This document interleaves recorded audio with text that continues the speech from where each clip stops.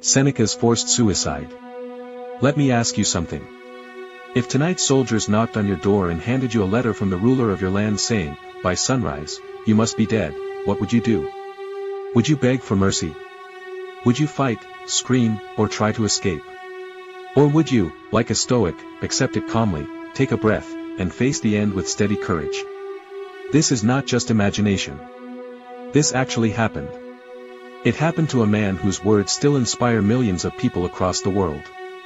His name was Seneca. He was a philosopher, a teacher, a statesman, and a man forced to commit suicide by his own student, the Emperor Nero. Seneca's death is not only one of the most dramatic endings in history, it is also one of the greatest lessons ever lived. His last night was a test of everything he had written about life, fate, and death. And how he met that night is why his name has not been forgotten for almost 2,000 years. This, then, is the story of Seneca's forced suicide. Chapter 1, The Boy from Spain. Seneca's life did not begin in Rome, the beating heart of the empire. He was born in 4 BCE in a city called Corduba, in Hispania, which today we know as Cordoba, Spain. His family was rich, educated, and respected. His father, Seneca the Elder, was a famous teacher of rhetoric, the art of speaking and persuasion. From the very beginning, Seneca was surrounded by words. He grew up listening to debates, arguments, and speeches. His childhood was not filled with swords and shields, but with scrolls and lessons. His family wanted him to rise, and Rome was the only place where a man could truly shine. So, when he was still a boy, he was taken to Rome. Imagine this young boy from a Spanish province, arriving in the largest, loudest, most dangerous city in the world. Rome was filled with marble temples, crowded markets, soldiers marching, and senators arguing. It was a place of power, but also a place of danger. In Rome, Seneca studied philosophy. There were many schools of thought, but he was drawn to the Stoics. Chapter 2, Discovering Stoicism. The Stoics taught something very different from the usual Roman way of life. Rome loved power, wealth, and glory. But the Stoics said, none of those things truly matter. To the Stoics, the only true good is virtue. They said that we cannot control fate, we cannot stop death, we cannot always win wealth or keep power. But we can always control how we respond. Our mind, our attitude, our choices, that is what belongs to us. This idea struck Seneca deeply. He had weak health, especially his lungs. He coughed blood, he struggled to breathe, and many times he thought death was close. If life could be so short and fragile, he reasoned, then we must learn to accept it and not waste it. Later, he would write his famous essay on the shortness of life. In it, he said, "It is not that we have a short time to live, but that we waste much of it." Young Seneca was learning fast. Life was uncertain. Time was precious. And philosophy was not just theory, it was survival. Chapter 3, The World of Rome. But Rome was not a safe place for philosophers. It was a city of conspiracies, betrayals, and sudden deaths. Emperors rose and fell violently. Friends could turn into enemies overnight. Seneca became a skilled lawyer and orator. His speeches gained attention, and soon he was part of the political world. But with power came danger. In 41 CE, during the rule of Emperor Claudius, Seneca was accused of adultery with Julia Livilla, the emperor's niece. Whether true or not, accusations in Rome were weapons. Claudius sent him into exile, far away, to the island of Corsica. Chapter 4, Exile in Corsica. Corsica was no Rome. It was remote, rocky, and wild. Imagine being taken from the heart of the empire, from the busy forums and glittering palaces, and thrown onto a rough island where few cared who you were. Seneca was cut off from politics, cut off from his ambitions. Many men in his place would have broken down. But Seneca turned exile into a kind of school. He studied, he wrote, he thought. He sharpened his philosophy like a sword in the dark. In exile, he wrote letters and essays that showed the depth of his Stoic belief. He reminded himself, and others, that fortune can take away wealth, power, and freedom, but it cannot touch the soul. Still, he longed for Rome. And after 8 years, his chance came. Chapter 5, The Call Back to Rome. In 49 CE, a powerful woman changed Seneca's fate. Her name was Agrippina the Younger. She was the mother of a boy named Lucius Domitius Ahenobarbus, who would later become known to the world as Emperor Nero. Agrippina was ambitious. She wanted her son to rise to the throne. For that, she needed a wise and skilled tutor who could teach him philosophy, oratory, and politics. She chose Seneca. And so, Seneca returned to Rome. This was the beginning of his most dangerous chapter. Chapter 6, The Teacher of an Emperor. Seneca became the young Nero's tutor. Imagine the task, to guide a boy who would one day hold absolute power over the greatest empire on earth. At first, Nero seemed promising. With Seneca's guidance, he spoke well, acted with moderation, and even showed kindness. When Nero became emperor at the age of 17, Seneca and another man, Burrus, guided him. The first years of Nero's reign were remembered as peaceful and wise. Seneca wrote speeches for Nero, speeches filled with moderation and wisdom. But beneath the surface, Nero's true nature was restless. He loved music, theater, and fame more than duty. He was suspicious, cruel, and hungry for power. Seneca did his best to shape him, but slowly, the balance shifted. The teacher could not always control the student. Chapter 7, Seneca's Wealth and Critics. During these years, Seneca himself became very wealthy. He owned vast estates, had many servants, and lent money across the empire. This raised eyebrows. How could a Stoic philosopher, who preached about simplicity, live in such luxury? Seneca defended himself. He said wealth, like health or strength, is not evil in itself. It only matters how you use it. To him, money was a tool, dangerous, yes, but not impossible to manage. Still, the whispers of hypocrisy followed him. And in a city like Rome, whispers could become daggers. Chapter 8, Nero turns dark. As Nero grew older, his darker side came out. He had his own mother murdered. He killed his wife. He grew paranoid, violent, and hungry for absolute control. Seneca, once his guide, began to withdraw. He wanted to retire, to leave politics, to live quietly. But leaving Nero was not easy. Walking away could be seen as betrayal. Staying close was dangerous. Seneca found himself trapped between philosophy and survival. And then came the conspiracy that sealed his fate. Chapter 9, The Pisonian Conspiracy. In 65 CE, Rome was boiling with anger against Nero. Many senators, soldiers, and nobles were tired of his cruelty. A secret plan was made, kill Nero and replace him with a nobleman named Piso. It was a huge plot, involving dozens of people, senators, officers, even poets. But the plot was betrayed and exposed. Nero was furious. Arrests were made. People were tortured. Executions followed. And among those accused, was Seneca. Chapter 10, The Order of Death. Did Seneca really join the conspiracy? Historians are not sure. Some say he may have known of it. Others say he was innocent, framed by enemies. But it didn't matter. Nero had decided. His old teacher must die. Soldiers were sent to Seneca's villa. They carried the emperor's command, Seneca must take his own life. It was the most Roman of deaths. To force someone to commit suicide was seen as noble, as if it gave them a choice. But really, it was just a slow, cruel execution. That night, Seneca's philosophy was tested like never before. Chapter 21, Silence in Rome. When Seneca died, Rome did not roar. There were no loud cries in the Senate, no public funeral, no procession through the streets. Nero wanted silence. He wanted the philosopher forgotten. But silence is never real. Behind closed doors, whispers moved through Rome. Senators spoke softly to one another. Servants gossiped. Merchants in the markets passed rumors. Everyone knew that Nero had ordered his old teacher to die. Some felt fear. If a man like Seneca, once so close to the emperor, could be destroyed, who was safe? Others felt sorrow, remembering the wise words that Seneca had spoken in speeches or written in letters. And some felt anger, though they dared not show it. The city carried on with its daily noise, but in many hearts there was a shadow. Chapter 22, Paulina's survival. Paulina, Seneca's wife, was saved against her will. The soldiers had bound her wounds, forced her to live, and left her weak and pale. For the rest of her life, she carried the scars on her arms, deep, red reminders of the night she tried to join her husband in death. People who saw her whispered about her loyalty. Some said she was foolish to try.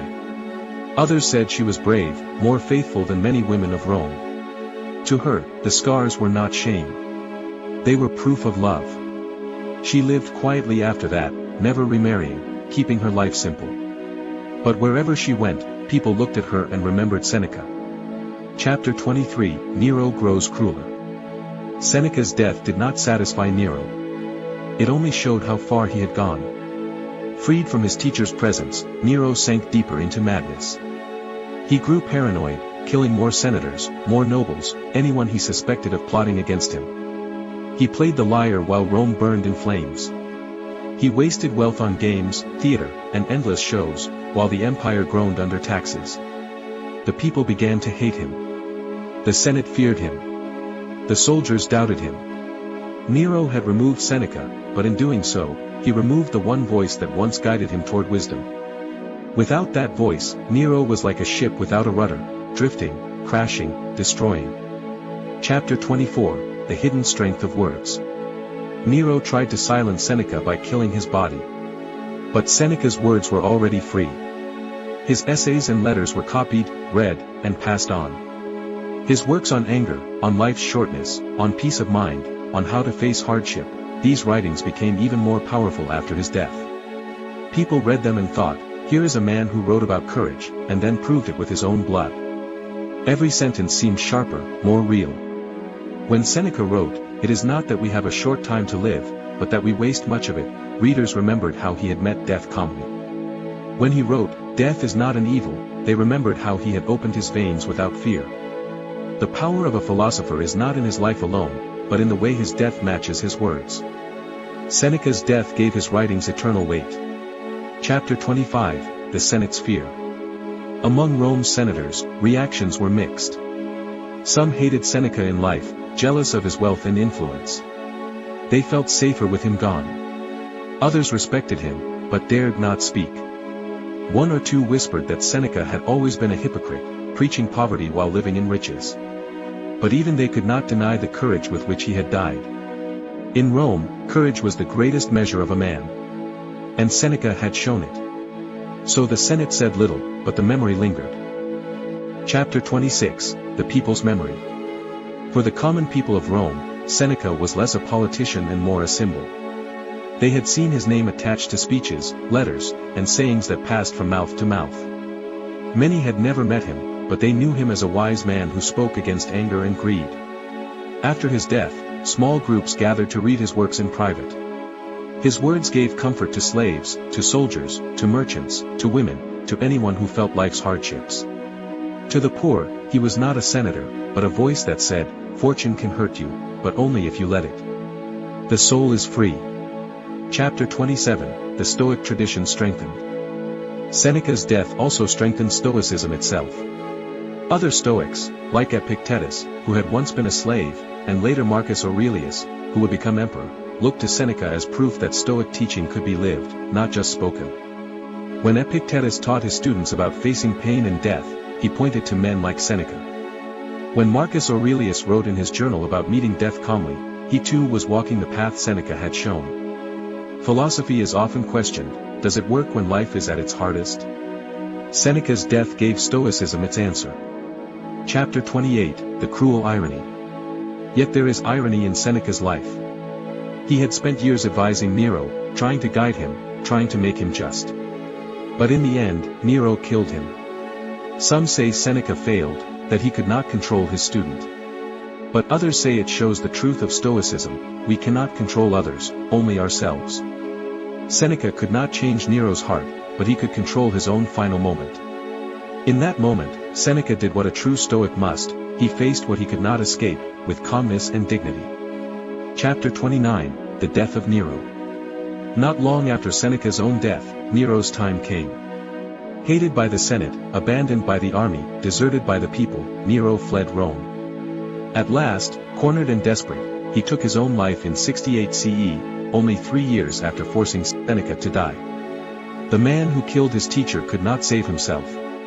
His final words were, "What an artist dies in me." A cry of vanity, not philosophy. The contrast was sharp. Seneca died calmly, with dignity. Nero died in fear, clinging to illusions of fame. History remembered the difference. Chapter 30, The Echo Through Time. After Nero's fall, Seneca's name rose again. His writings were copied through centuries, read by monks, scholars, and leaders. His words touched Christians, though Seneca himself was not one. Some early Christians even imagined him as a secret friend of St. Paul. In the Middle Ages, his works were studied by thinkers in monasteries.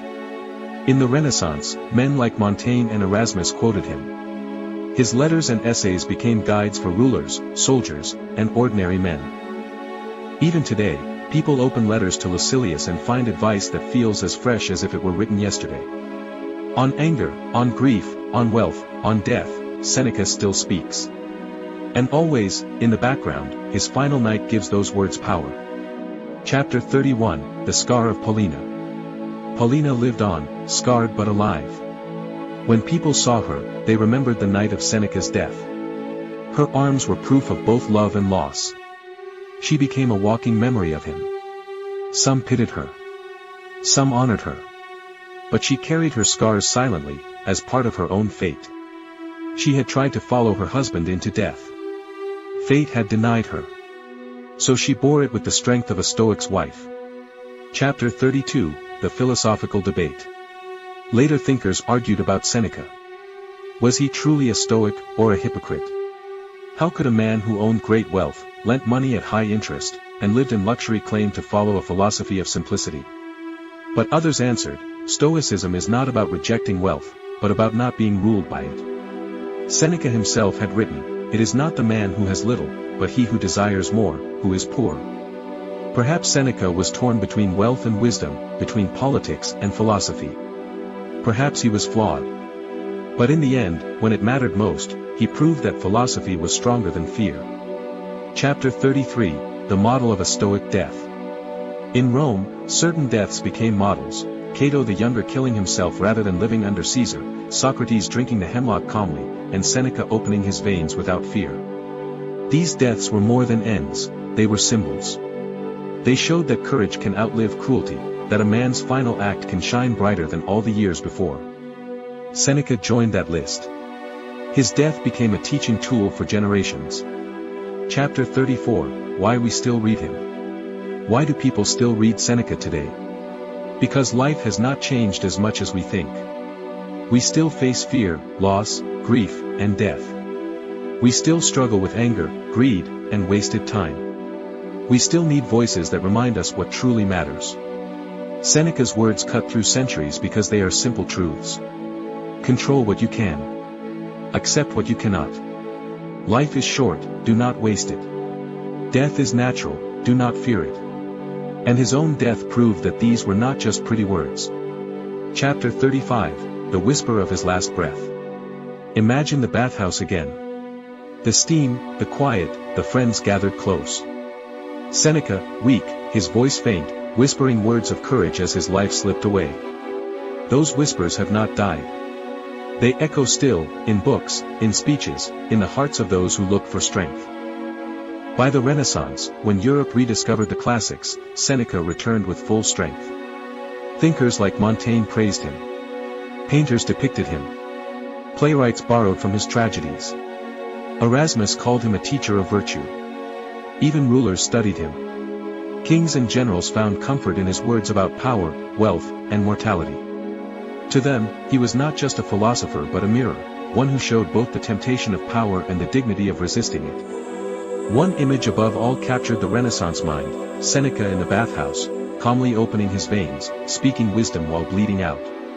Artists painted it again and again. For them, it was not only a death but a stage, a performance of philosophy.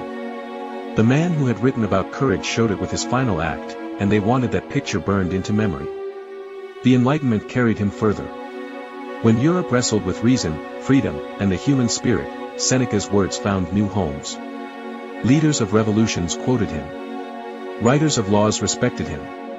Even those who doubted religion found in Seneca a guide for living without fear.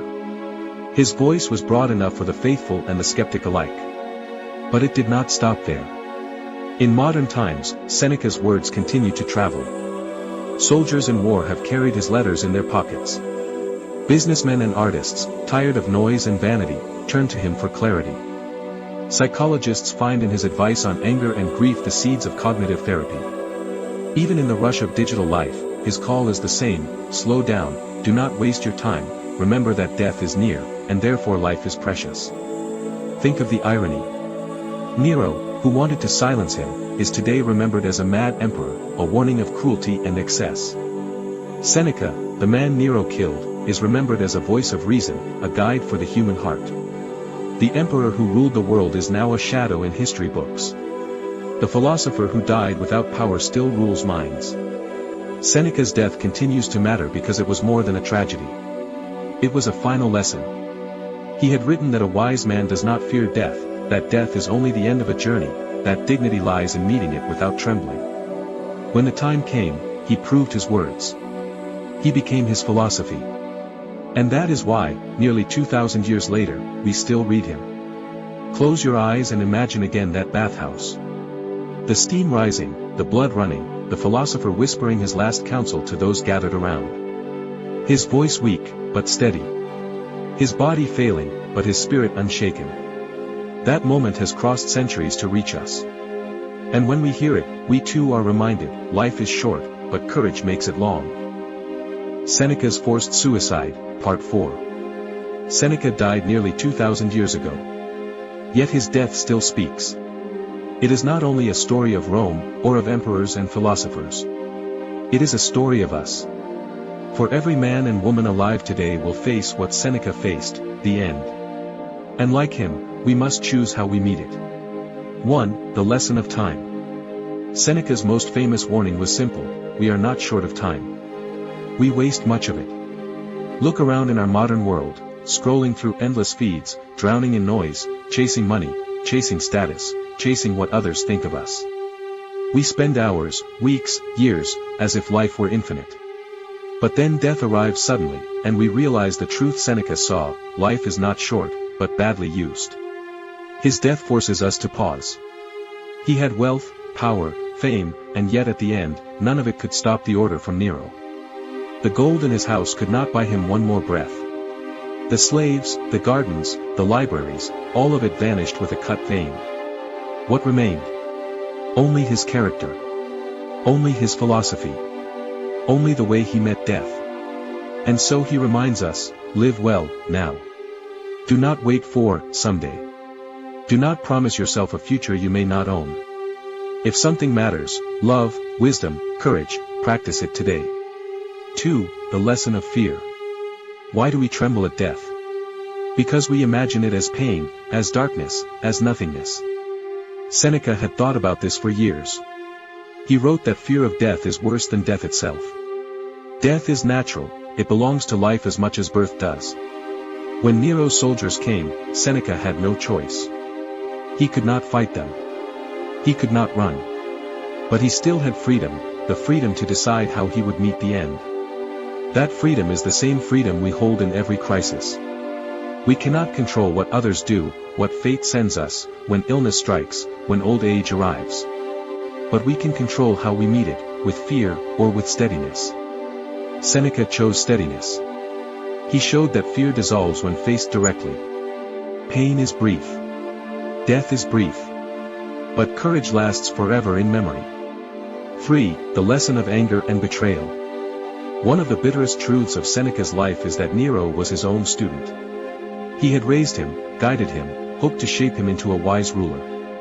And yet it was Nero who betrayed him. We too will face betrayal, by friends, by family, by those we helped. What then? Anger? Revenge? Seneca had written that anger is a kind of madness, that it enslaves us. In his final hour, he did not curse Nero, nor rage against Rome. He accepted what could not be changed. He kept his mind free, even when his body was trapped. This is hard. To be wronged and yet remain calm is one of the hardest tests. But Seneca's death shows it can be done. And if it can be done in the face of betrayal unto death, then surely we can do it in smaller betrayals of daily life. 4. The lesson of integrity.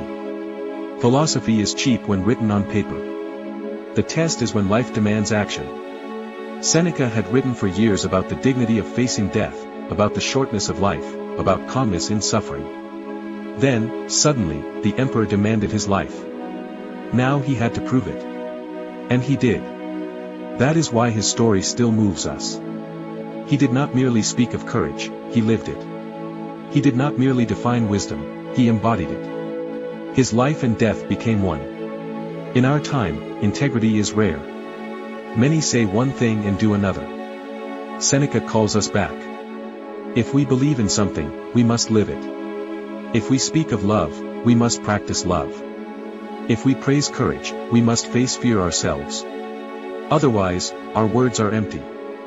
5. The lesson of freedom. What is freedom? Is it wealth? Is it power? Is it ruling over others? No. For Seneca had wealth and power, and still Nero could order him to die. True freedom lies within, the freedom to master one's own mind. Seneca's chains were invisible, yet he broke them in his last breath. Nero could command his body, but not his spirit.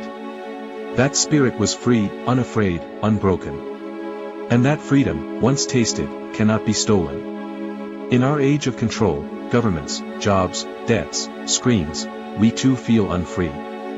But Seneca whispers that freedom does not begin outside. It begins inside. 6. The lesson of legacy.